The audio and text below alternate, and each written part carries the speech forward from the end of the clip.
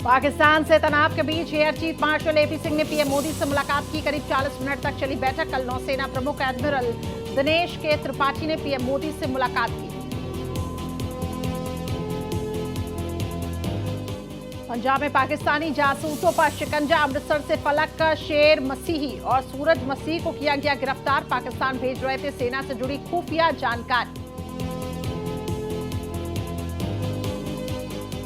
भारत का पाकिस्तान के खिलाफ बड़ा एक्शन। शहबाज शरीफ की पार्टी पीएमएनएल और बिलावल भुट्टो का सोशल मीडिया एक्स अकाउंट पर बैन। इमरान खान के एक्स अकाउंट पर भी प्रतिबंध।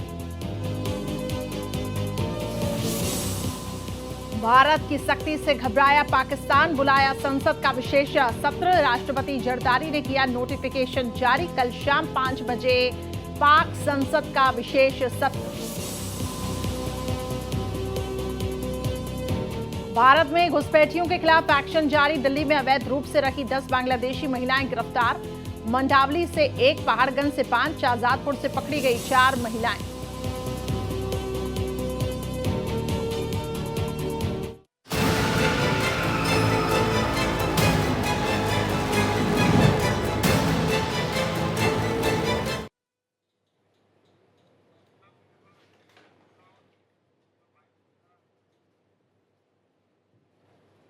नमस्कार, बहुत स्वागत है आप सभी का। आपके साथ मैं हूं करिश्मा। हमारी खास पेशकश में आपका बहुत स्वागत है।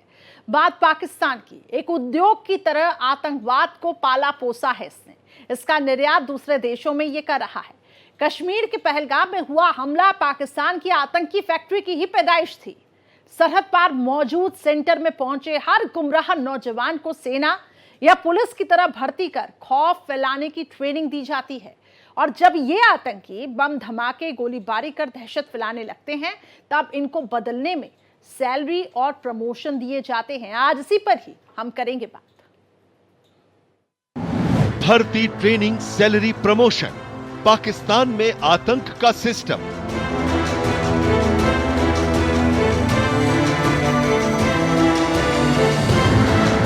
कश्मीरियों का ब्रेन वॉश, खौफ का व्यापार, पाक का आधार।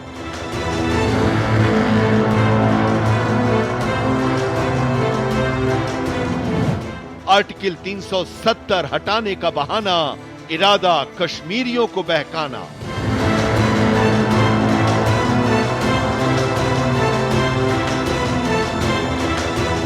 टेररिस्ट ऑर्गेनाइजेशन का स्ट्रक्चर पूर्व आतंकियों ने बताया सिस्टम।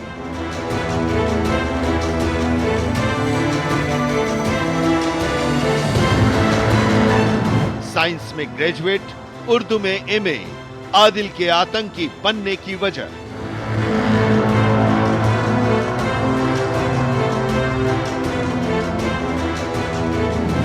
जमीन पर मोबाइल टावर निर्माण रुका। गुस्से में ली आतंक की पनाह।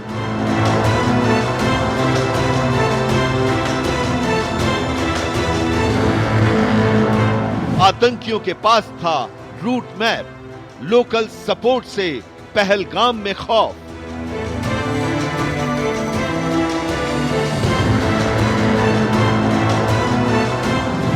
कश्मीर में ग्राउंड पर मजबूत नेटवर्क। ऐप के जरिए आकाओं से कांटेक्ट।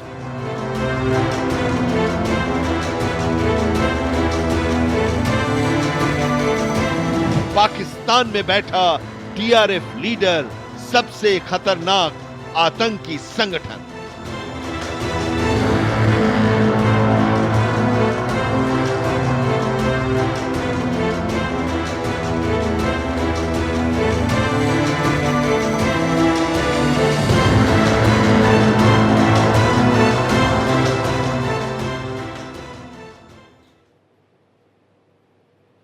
तो जैसे जैसे पहलगाम आतंकी हमले की जांच आगे बढ़ रही है, वैसे वैसे जांच और सुरक्षा एजेंसियों को जिम्मेदार आतंकियों के सभी तार पाकिस्तानी षड्यंत्र से जुड़ते जा रहे हैं। हालांकि धारा 370 हटने के बाद भारतीय सुरक्षा बलों ने आतंकवाद की लगभग कमर तोड़ दी है।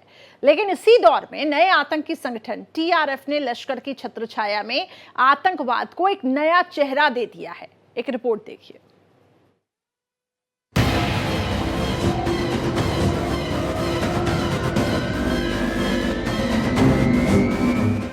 भर्ती, ट्रेनिंग, सैलरी, प्रमोशन।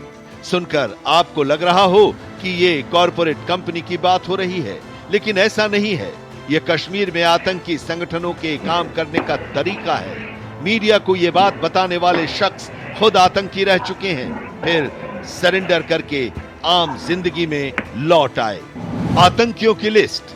पहलगाम में 26 टूरिस्ट के कत्ल के बाद सुरक्षा एजेंसियों ने 14 लोकल आतंकियों की लिस्ट जारी की है। इन पर पाकिस्तानी आतंकियों की मदद करने का शक है। सुरक्षा एजेंसियां पहलगाम हमले में शामिल आतंकियों से इनका लिंक भी तलाश रही हैं। 14 में से 12 आतंकियों ने 2019 के बाद आतंकी संगठन ज्वाइन किया है।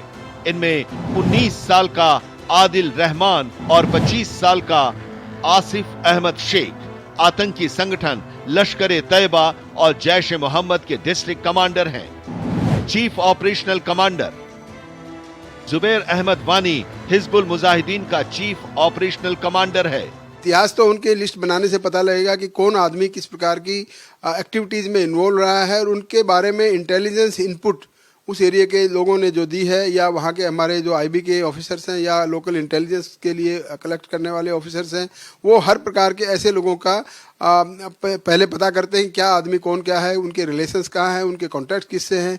अगर किसी संस्था से हैं तो वो उसका एक डोजियर तैयार होता है, और डोजियर के साथ साथ उसका हिस्ट्री बन जाती है कि ये आदमी जब से पैदा हुआ तब से, और वो किस प्रकार से ऐसे टेररिस्ट ऑर्गेनाइज के संपर्क में आया, उसकी एक्टिविटीज़ क्या हैं, कौन कौन उसके साथी हैं, इस प्रकार की सारी बातें उसको हमारा जो एक डोजियर टाइप होता है हर एक का, जैसे क्रिमिनल्स का डोजियर होता है ऐसे ही टेररिस्ट का भी अपना डोजियर होता है, और उसी हिसाब से वो उसको बनाकर तैयार रखते हैं।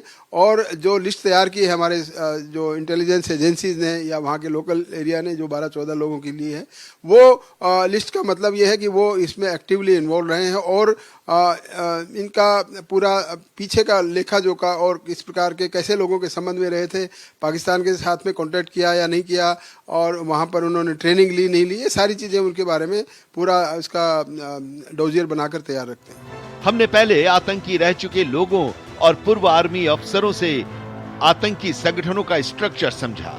ये कैसे भर्ती करते हैं, कैसे काम करते हैं, और आतंकियों के बदले में क्या मिलता है। कश्मीर में आतंकी संगठनों के टारगेट पर कम उम्र के लड़के होते हैं। कई बार तो वे नाबालिगों को अपने साथ जोड़ लेते हैं। आदिल रहमान जब लश्कर से जुड़ा उसकी उम्र सिर्फ 15 साल थी। ज्यादातर लड़के गुस्से में या किसी लालच में आतंकी संगठनों से जुड़ते हैं। ये पहलगाम अटैक में शामिल रहे आदिल अहमद ठोकर की पड़ताल के दौरान इसका पता चला। आदिल की कुंडली। साइंस से ग्रेजुएट और उर्दू में एमए करने वाला आदिल टीचर होने के बाद भी आतंकी बन गया। 2017 में उसकी जमीन पर मोबाइल टावर बनाने को लेकर विवाद हुआ था। पहले आतंकी रह चुके एक शख्स ने धमकी देकर टावर का काम रुकवा दिया था। इससे नाराज होकर आदिल घर वालों को बिना बताए 2018 में आतंकी बनने पाकिस्तान चला गया। तब आदिल की उम्र करीब 26 साल थी। सोर्स बताते हैं कि आतंकी संगठन नए कैडर को भर्ती करने के बाद उन्हें ट्रेनिंग देते हैं, एक्टिविटी के हिसाब से रैंक देते हैं, फिर उनके जरिए नए युवाओं को भर्ती करवाते हैं। पड़ताल में आतंकी संगठनों के बारे में कई अहम बातें पता चली। पहलगाम अटैक के बाद जिन 14 एक्टिव आतंकियों की लिस्ट बनाई गई है, उनमें 12 तो 2019 या इसके बाद आतंकी बने, यानी जम्मू कश्मीर से आर्टिकल 370 हटने के बाद। जम्मू कश्मीर से 5 अगस्त 2019 को आर्टिकल 370 हटाया गया था। एक्टिव आतंकियों में ज्यादातर साउथ कश्मीर यानी अनंतनाग और पहलगाम वाले एरिया के हैं। इनकी उम्र 19 से 27 साल के बीच है। जम्मू कश्मीर या भारत के दूसरे हिस्से में हमले के लिए आतंकी संगठन लोकल सपोर्ट का इस्तेमाल करते हैं। बैसरन घाटी तक जाने और वहां से लौटने में भी यही तरीका अपनाया। लोकल सपोर्ट की वजह से ही हमले के एक हफ्ते बाद भी आतंकियों की सटीक लोकेशन नहीं मिल पा रही है। बैसरन घाटी में अटैक के लिए रूट मैप बनाने की बात सामने आई है। इसमें एक कश्मीरी आतंकी फारूक अहमद टेडवा पर शक है। वो पाकिस्तान के कब्जे वाले कश्मीर जाकर ट्रेनिंग ले चुका है, फिर कश्मीर लौटकर रेकी की। अभी वो पाकिस्तान में ही है। शक है कि उसी ने बैसरन घाटी की लोकेशन और रूट मैप तय किया था। जांच एजेंसियों की पड़ताल में ये बात साफ हुई है कि आतंकियों के पास बैसरन घाटी तक पहाड़ी रास्ते से आने और हमले के बाद 30 मिनट मिनट से पहले सेफ ठिकाने तक पहुंचने का रूट मैप था। फारूक अहमद टेडवा ऐसे रूट मैप बनाने में एक्सपर्ट है। 45 साल का फारूक कश्मीर के कुपवाड़ा जिले के कलारूज का रहने वाला है। कुपवाड़ा लाइन ऑफ कंट्रोल से सटा एरिया है जहां से पाकिस्तानी आतंकी घुसपैठ करते हैं। फारूक अहमद टेडवा एक प्रकार से वहाँ का लोकल एक इंटेलिजेंस कलेक्टर हुआ हो, जिसे ओवर ग्राउंड वर्कर कह सकते हैं उसको, या उसने अपने साथ में लोगों को, यहाँ के जो लोकल लोगों को मोटिवेट करके उनको तैयार किया होगा। क्योंकि ये जो इतना बड़ा ऑपरेशन करना है किसी और आदमी का या पाकिस्तान से सीधे आकर कोई ऐसा अटैक कर जाए, वो संभव नहीं है। डेफिनेटली लोकल लोगों की सपोर्ट इनको मिली होगी और उन लोकल लोगों की सपोर्ट को हमें आइडेंटिफाई करना है और उनके खिलाफ सख्त मेरा तो ये कहना है कि जो लोग यहाँ पर इंडिया में रह के भारत के उग्रवादियों को सपोर्ट करते हैं उनके खिलाफ सख्त से सख्त एक्शन होना चाहिए। क्योंकि वही एक वो हैं जो हमारे अंदर बीच में रहकर हमारी खबर लेकर बाहर इसको देते हैं और उसी प्रकार से ये उन्हीं की सहायता से लेकर ये उग्रवादी घटनाएं कर रहे हैं जो पाकिस्तान स्पॉन्सर्ड टेररिज्म है वो। तो डेफिनेटली पाकिस्तान के आईएसआई से बीच में और इनके जो लोकल लोगों के बीच में कोई न कोई संपर्क सूत्र है जो कि एनआईए ने आइडेंटिफाई किया है फारूक अहमद टेडवा को। तो इसमें कोई पॉसिबिलिटी है पूरी की वो इसका ब्रिज का काम कर रहा होगा। सोर्स से पता चला है कि आतंकी फारूक अहमद टेडवा 1990 में पाकिस्तान के कब्जे वाले कश्मीर गया था, वहां ट्रेनिंग ली, कश्मीर के बारे में इनपुट दिया। इसके बाद 2016 तक घुसपैठ कर कई बार कश्मीर लौटा, फिर वापस पीओके चला गया। 2016 के बाद वो कश्मीर नहीं लौटा। अब वो बॉर्डर पार मौजूद आतंकियों का मेन हैंडलर है। उसे कश्मीर की पहाड़ी इलाकों की अच्छी जानकारी है। फारूक आतंकियों को पहाड़ों पर चलने से लेकर वहां छिपने तक की ट्रेनिंग देने में माहिर है। पहाड़ों पर किस लोकेशन से चढ़ना है और कहां से उतरना है, आर्मी की नजर में आए बिना किसी लोकेशन पर कैसे पहुंचना है, इसकी तैयारी में फारूक का ही रोल होता है। माना जाता है कि फारूक अभी पीओके में है, वहीं से ट्रेनिंग और पहाड़ों की लोकेशन कश्मीर में मौजूद आतंकियों को देता है। वो मोबाइल ऐप के जरिए कश्मीर में उनके कांटेक्ट में रहता है। उसका कश्मीर में ग्राउंड पर काफी मजबूत नेटवर्क है। हाल ही में आर्मी ने उसके घर को ब्लास्ट कर उड़ा दिया था। सोर्स बताते हैं कि पहलगाम अटैक में शामिल पाकिस्तानी आतंकियों को फारूक ने ही लॉजिस्टिक सपोर्ट दिलाया था। उनका कांटेक्ट ओवरग्राउंड वर्कर्स से कराया।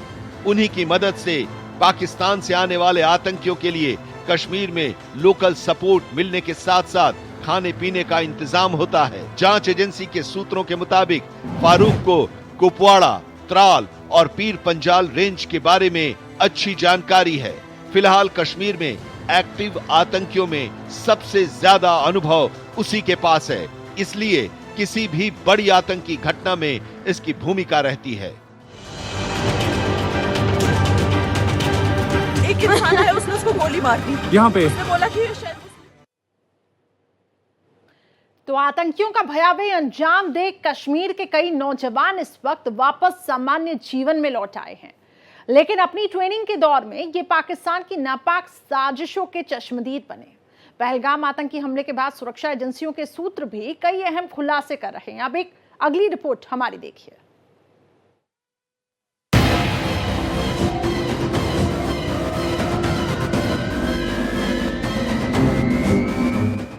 कश्मीर में युवाओं का ब्रेन वॉश कर कैसे उन्हें आतंकी बनाया जाता है, कैसे पाकिस्तान के कब्जे वाले कश्मीर में उन्हें ट्रेनिंग दी जाती है, ये जानने के लिए हमने ऐसे शख्स से बात की जो 14 साल की उम्र में पीओके में ट्रेनिंग ले चुका है।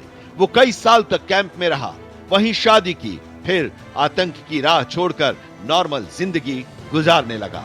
ये शख्स 2003 में पीओके गया था, 2012 में कश्मीर लौटा और आर्मी के सामने सरेंडर कर दिया। अब वो मजदूरी करके घर चलाता है। आर्मी और पुलिस के सूत्रों के मुताबिक उसे क्लीन चिट मिल चुकी है। हमने उससे जाना कि कश्मीर के युवाओं को आतंकी कैसे टारगेट करते हैं। पूर्व आतंकी का खुलासा। मैं 2003 में पीओके गया था। उस वक्त कश्मीर में काफी आतंकी एक्टिव थे। मैं तब स्कूल में पढ़ता था। कई लोगों ने कहा कि इस काम में मजा है, थोड़ा दबाव भी बनाया, इसलिए मैं बॉर्डर पार चला गया। हम 20-25 लोग थे, छिप छिप कर पीओके गए थे। वहां कैंप में ट्रेनिंग ली। पहले 1000 से 1500 रुपए मिलते थे, फिर 20,000 रुपए तक मिलने लगे। पूर्व आतंकी ने बताया कि पीओके में कई साल रहते हुए समझ आया कि पाकिस्तान की हालत बहुत खराब है, महंगाई बहुत ज्यादा थी, कैंप से उतने पैसे नहीं मिलते थे।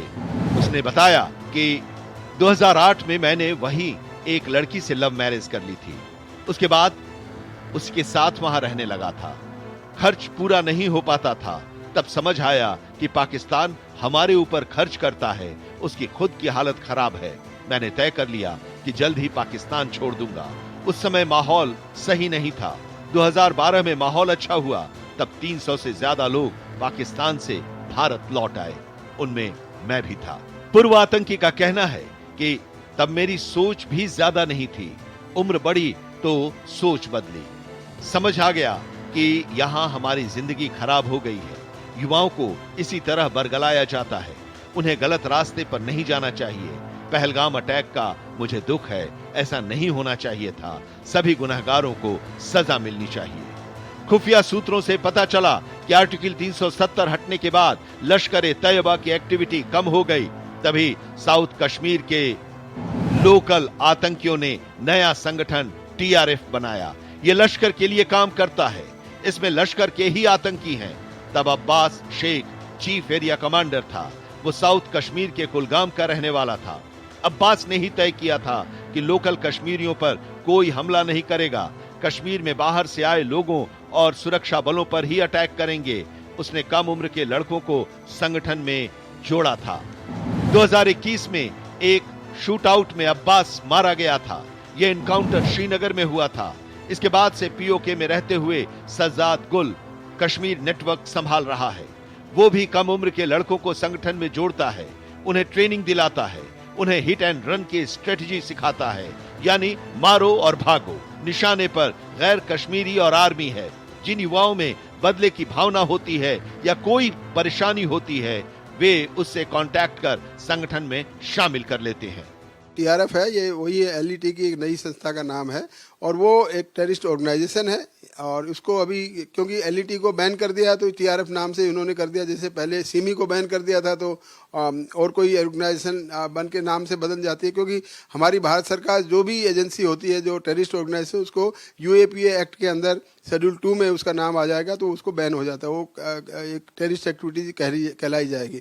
तो टीआरएफ बेसिकली वही है जो इन्होंने जितने हमारे देश में जितने मैक्सिमम बड़े बड़े जो उग्रवादी घटनाएं करी हैं, जैसे हमारे पार्लियामेंट अटैक पे किया या और कोई, जैसे कश्मीर में बहुत ऐसे इंसिडेंट हुए हैं जो कि एलईटी द्वारा स्पॉन्सर्ड थे। तो एलईटी का नाम लेकर टीआरएफ ने उसको अभी अंजाम दिया, बता रहे हैं। जो क्लेम भी किया था उन्होंने शुरू में, और क्लेम करने के बाद में उन्होंने फिर बैकआउट कर लिया। शायद वो पाकिस्तान की आईएसआई ने या फौज ने उनको कहा होगा नहीं तुम ऐसे करोगे तो हमारा नाम आ जाएगा, इसलिए आप उसको बैकआउट कर दिया। तो इसलिए वो किसी प्रेशर में आकर उन्होंने उसको मना कर दिया।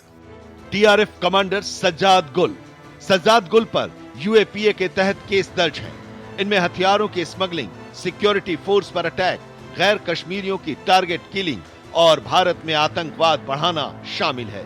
एक्सपर्ट्स के मुताबिक जैसे आर्मी, पुलिस या दूसरे ऑफिसों में रैंकिंग होती है, उसी तरह आतंकियों के ग्रुप में भी रैंकिंग है।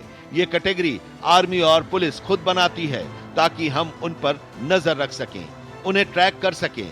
किस आतंकी को कितना ट्रैक करना जरूरी है, इसे ध्यान में रखते हुए रैंकिंग बनाई जाती है। उग्रवादी हैं अपने संगठन में जो भी ट्रेनिंग के हिसाब से काम करते हैं, और जब इनको रिक्रूट करते हैं तो कोई अपने अपने रैंक दिए जाते हैं, नीचे से ऊपर तक इनकी प्रमोशन की जाती है और अपने काम के हिसाब से उनको दिया जाता है। जैसे आपने देखा होगा कहीं किसी ऑर्गेनाइजेशन का कमांडर है, कोई उनका हेड है, कोई डिप्टी कमांडर है, कोई एरिया कमांडर है, तो इस प्रकार से उनको रैंक दिए जाते हैं। जो भी टेररिस्ट ऑर्गेनाइजेशन है वो अपना एक प्रकार से सिस्टमेटिक काम करते हैं, और वो वास्तव में ही उनको कोई भी आदमी ऐसे काम करेगा तो लालच तो देंगे ना, तो उनको बाकायदा पैसे फंडिंग के थ्रू उनको पैसे मिलते हैं। ऑर्गेनाइजेशन को, जो भी टेररिस्ट ऑर्गेनाइजेशन है उसको कहीं ना कहीं से फंडिंग आती है, पैसे आते हैं, चाहे वो स्टेट स्पॉन्सर्ड हो, चाहे वो कहीं और से दूसरे देशों से फंडिंग हो। वो उस पैसे के हिसाब से उन जो उग्रवादी हैं उनको रिक्रूट करते हैं, ट्रेनिंग देते हैं, और उनको उनके रैंक के हिसाब से, रैंक कैसे होगा कि कोई किसी को काम डिप्यूट किया और उसने सक्सेसफुली कर लिया तो उसकी प्रमोशन हो जाएगी। तो इस प्रकार से उनका भी एक हायरार्की है और टेररिस्ट ऑर्गेनाइजेशन में भी। जैसे किसी आतंकी संगठन का चीफ ऑपरेशनल कमांडर होता है, उसे पूरे स्टेट की जिम्मेदारी दी जाती है। वही उस आतंकी संगठन को ऑपरेट करता है, इसलिए सुरक्षा बलों के टारगेट पर सबसे पहले वही होता है। अगर उसे ट्रेस कर लिया तो उससे जुड़े आतंकियों को ट्रेस करना आसान होता है। इसके बाद डिस्ट्रिक्ट कमांडर होता है, उसके पास पूरे जिले की जिम्मेदारी होती है। डिस्ट्रिक्ट कमांडर के नीचे कई कैटेगरी के आतंकी होते हैं। सी कैटेगरी का मतलब जिस आतंकी ने अभी हाल ही में संगठन ज्वाइन किया है उसे ट्रेन किया जा रहा है। कोई पुराना आतंकी भी इस कैटेगरी में हो सकता है अगर वो कम एक्टिव है। इसी तरह बी कैटेगरी का मतलब कोई आतंकी 5-6 महीने या उससे ज्यादा वक्त से संगठन में है और काफी एक्टिव है। इसके बाद कैटेगरी ए आता है। कैटेगरी ए का मतलब कोई आतंकी 1 से 2 साल से लगातार एक्टिव है, वो टारगेट को पूरा करने के लिए एक्टिव होता है। इसके बाद सबसे ज्यादा रैंक वाला A+ और A++ की भी रैंकिंग होती है। इस कैटेगरी के आतंकी सबसे ज्यादा एक्टिव और खतरनाक होते हैं। ये 2 साल या उससे ज्यादा समय से लगातार एक्टिव रहते हैं।